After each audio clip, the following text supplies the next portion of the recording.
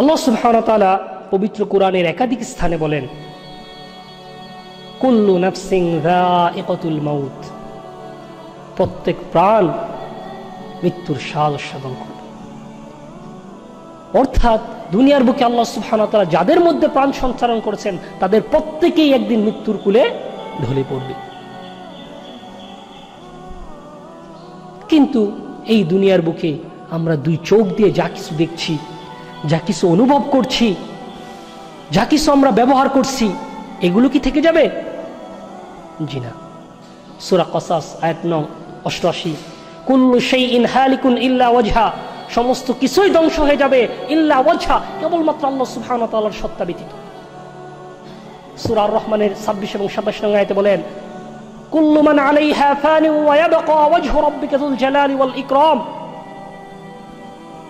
কুল্লু মান আলাইহা ফান, ভূপৃষ্ঠের সমস্ত কিছু ধ্বংস হয়ে যাবে, ওয়া ইয়াবকা ওয়াজহু রাব্বিকা যুল জালালি ওয়াল ইকরাম। হে নবী মুহাম্মদ, আপনার প্রতিপালকের সত্তা ব্যতীত, যিনি মহিমাময়, যিনি সম্মানিত। মৃত্যু এমনই এক বাস্তবতা যেটা আপনার আমার নিকট আসবেই। তাই এর কথা বেশি বেশি স্মরণ করতে হবে। ইবনে মাজার মধ্যে এসেছে, রাসূল সাল্লাল্লাহু আলাইহি সাল্লাম বলেন, আকসিরু মিনাজ যিকরি হাযিমিল লাযযাতিল মাউত, তোমরা এমন এক জিনিসের কথা অধিক পরিমাণে স্মরণ করো যা তোমাদেরকে এই দুনিয়ার মজা, এই দুনিয়ার সুস্বাদুতা, এই দুনিয়ার লোভ লালসাকে ভুলিয়ে দেবে। সেটা কি? আল মাউত, সেটাই হচ্ছে মৃত্যু। মৃত্যুর মুখোমুখি যদি আপনি কোনো মন্দ লোককে করে দেন, তখন সেই লোক আর মন্দ থাকে না। কোনো জালেমকে যদি আপনি মৃত্যুর সামনে দাঁড় করিয়ে দেন, তখন সেই জালেম আর জালেম থাকবে না। এমনকি কোনো নাস্তিককে যদি আপনি মৃত্যুর মুখে পতিত করে দেন, তখন সে আর নাস্তিক থাকে না। তার বিতর্গত সত্তা থেকে সে একজনকে ডাকতে থাকে। তাই আমরা আমাদের সমাজে দেখতে পাই, যারাই মৃত্যুর কথা স্মরণ রাখে তাদের জীবন পদ্ধতি, তাদের রীতিনীতি, তাদের লাইফস্টাইল হচ্ছে একরকম। আর যারাই মৃত্যুর কথা স্মরণ রাখে না, মৃত্যু সম্পর্কে গাফেল, তাদের জীবন পদ্ধতি, তাদের রীতিনীতি, তাদের লাইফস্টাইল হচ্ছে অন্যরকম। সূরা জুমা আয়াত 8, কুল ইন্নাল মাউতাল্লাযী তাফিরুনা মিনহু ফাইন্নাহু মুলাকীকুম।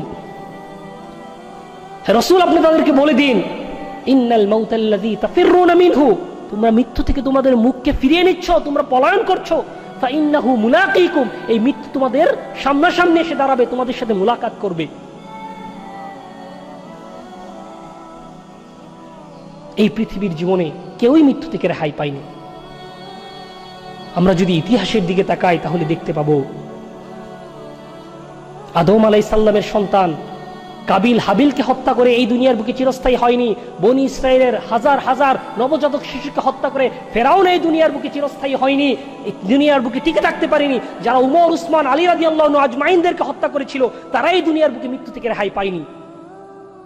ঠিক তদ্রূপ ভাবে যারা আজকে এই দুনিয়ার জীবনেও মানুষদের উপর জুলুম করবে, মানুষদের উপর অত্যাচার করবে, মানুষদের উপর অন্যায়ভাবে হত্যা প্রয়োগ করবে, তাদেরও মনে রাখা উচিত তারা এই দুনিয়ার বুকে বেশি দিন বাঁচতে পারবে না। তাদের ক্ষমতা, তাদের শান শৌকত, তাদের প্রাচুর্য, তাদের প্রাসাদ কখনোই তাদেরকে এই মৃত্যু থেকে রেহাই দিতে পারবে না, মৃত্যুকে ঠেকিয়ে রাখতে পারবে না। আইনামা তাকুনু ইউদরিকুমুল মাউতু ওয়ালাউ কুনতুম ফি বুরুজিম মুশাইয়াদা,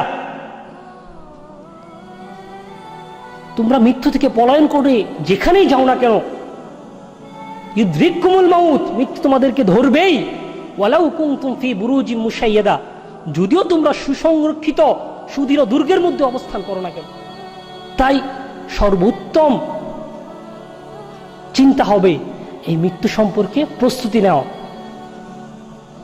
সহিহ বুখারীর মধ্যে এসেছে, আল্লাহর নবী বলেন, কুন ফিদ দুনিয়া কাআন্নাকা গরীব আও আবিরিস সাবিল ওয়া উদ্দা নাফসাকা মিন আহলিল কুবুর, তুমি এই দুনিয়ার বুকে এমনি ভাবে জীবন যাপন করো যেন তুমি নিঃস্ব, তুমি দরিদ্র, তুমি গরীব, আও আবিরিস সাবিল, অথবা তুমি মুসাফির, তুমি পথচারী। ওয়াউদ্দা নাফসাকা মিন আহলিল কুবুর, আর নিজেকে সর্বদাই কবরবাসীদের অন্তর্ভুক্ত হিসাবে মনে করো।